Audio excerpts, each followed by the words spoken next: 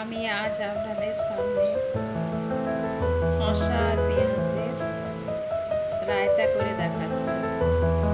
এই যে এরকম একটাতে আমি শসা আর পেঁয়াজ তুলে নিয়েছি। তারপর আমি এতে দই দিচ্ছি।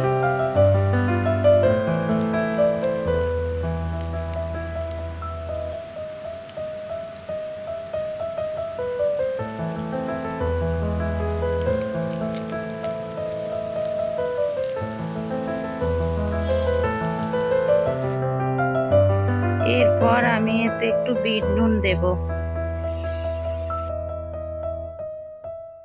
এবার একটু লঙ্কা গুঁড়ো দিচ্ছি, একটু জিরে গুঁড়ো দিচ্ছি। এবার 1 চামচ চিনি দিতে পারেন। যারা চিনি পছন্দ না করেন তারা স্কিপ করে যাবেন। এবার সবগুলোকে অনেকক্ষণ ধরে ফেটিয়ে মিক্সড করতে হবে।